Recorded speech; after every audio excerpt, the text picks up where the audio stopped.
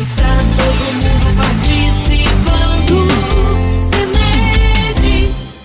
A paz do Senhor. Eu sou o pastor Clayton Pomerene, diretor da Faculdade Refidim em Joinville, Santa Catarina. Eu tenho um convite especial para fazer para você, para participar do 11º Congresso Nacional de Escola Dominical, que é o maior evento de educação cristã do Brasil. Acontecerá na Igreja do Belenzinho, na cidade de São Paulo, de 13 a 16 de março do ano de 2025. Eu estarei lá também tratando de 2 assuntos nos fóruns. O primeiro dele é a influência das mídias sociais sobre a vida cristã e o outro é fazendo discípulos com vistas ao ministério cristão. Para se inscrever, você entra no site cened.com.br e com certeza você será muito abençoado. Eu espero você lá. Que Deus lhe abençoe. CPAD.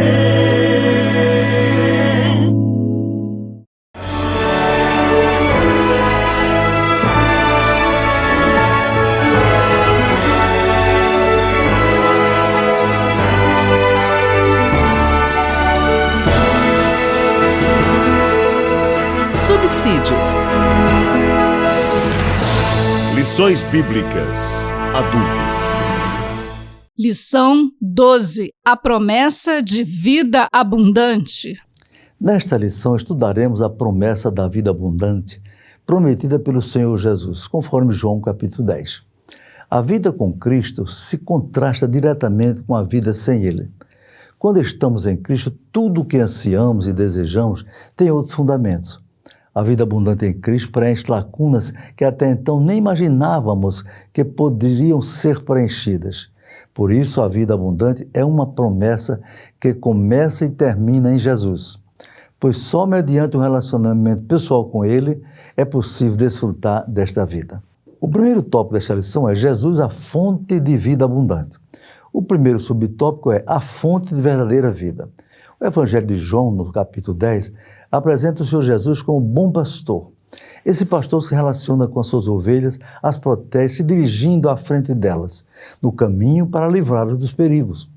Além dessa imagem do pastor, João 10 também apresenta Jesus como a porta das ovelhas. Essa porta simboliza o caminho da salvação espiritual, em que um relacionamento pessoal e eterno com Deus se torna possível, e tudo que a ovelha necessita será encontrada em Deus. Por isso, nosso Senhor Jesus aparece nesse texto como a fonte da verdadeira vida. Quando o encontramos, podemos viver de verdade, fazendo o bem para a glória de Deus. Segundo subtópico é a fonte de vida abundante. Nos versículos 8 a 10 de João 10, nosso Senhor faz um contraste entre Ele, que é a porta, e os outros que vieram antes dele, identificados como ladrões e salteadores, que apenas trazem roubo, morte e destruição. Nosso Senhor, pelo contrário, veio trazer vida no lugar de morte e vida com abundância. Versículo 10. Aqui podemos fazer um contraste entre o agir de Deus e a ação de Satanás e seus demônios. O diabo, nosso adversário, busca destruir a nossa vida, o plano de Deus para nós.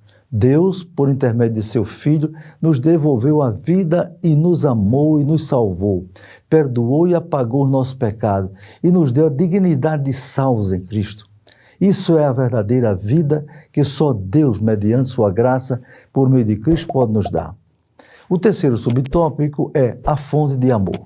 No versículo 11, o Senhor Jesus menciona novamente a imagem do bom pastor que deu a sua vida pelas ovelhas, que além de proteger e cuidar, ele as conhece bem, as ovelhas, e também as conhece.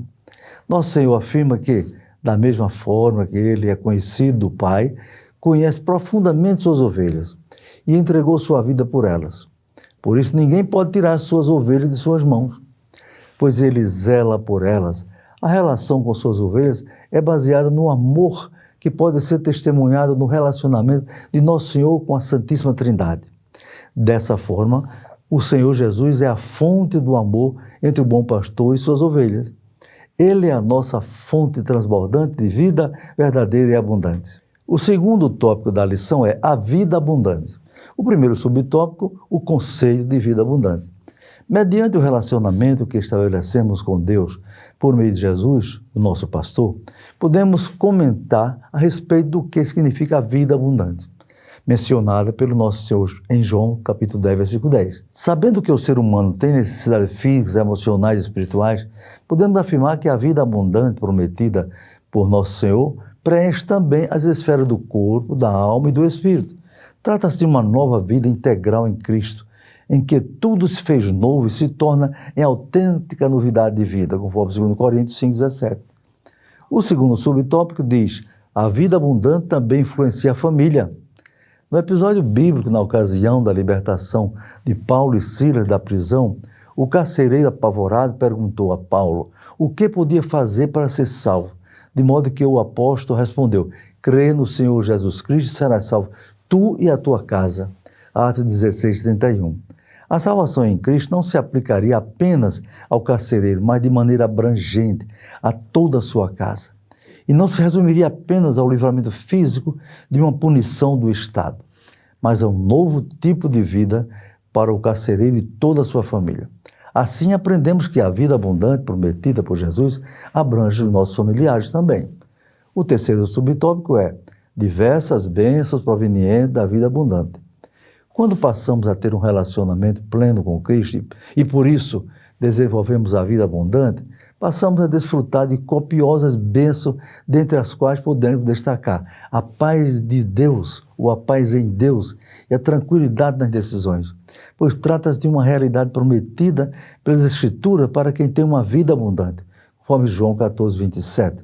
A prática do amor, a vida em unidade, o cultivo da esperança, a perseverança na paciência, tudo isso são bênçãos de uma vida abundante em Cristo Jesus, que contrasta com a vida vazia de sem sentido de outrora. Terceiro tópico, o que identifica a vida abundante? Primeiro subtópico, a alegria do Senhor. No Novo Testamento, o apóstolo Paulo escreveu aos Tessalonicenses, exortando: regozijai-vos sempre.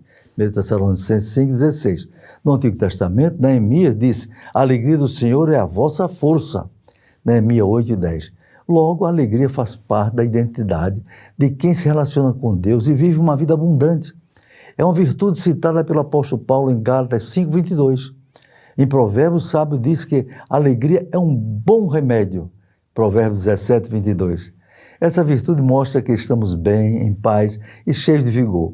Isso é a vida abundante. Segundo subtópico, gratidão por tudo.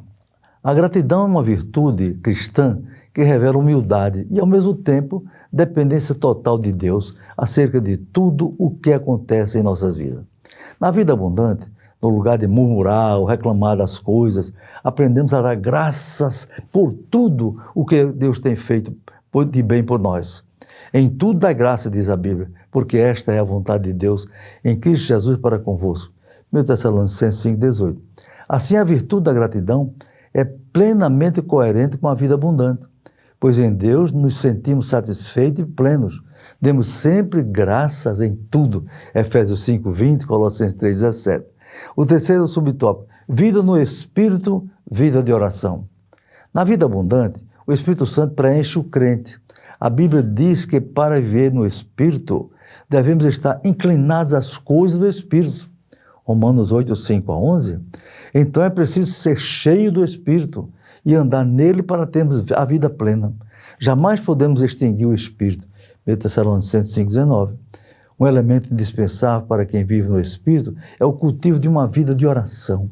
Mais uma vez o apóstolo Paulo nos exorta: orai sem cessar. 1 Tessalonicenses 5,17. Em todo o tempo precisamos reconhecer que na rotina da nossa vida devemos ter sempre uma ocasião para orar. Quer em casa, quer no trabalho, ao acordar, ao nos deitar. O apóstolo continua a nos exortar: perseverai em oração. Colossenses 4,2. Concluindo esta lição, dizemos que o Senhor Jesus é a fonte da vida abundante, pois Ele mesmo nos prometeu. Essa promessa está disponível a cada crente que desenvolve um relacionamento pessoal com o nosso Senhor. Nesse relacionamento, a nossa família é abençoada. Podemos desfrutar de copiosas bênçãos, além de andarmos em alegria e gratidão em espírito. A vida abundante em Cristo é a nova vida que Ele prometeu para os que creem nele como seu Salvador e Senhor. Deus abençoe a todos.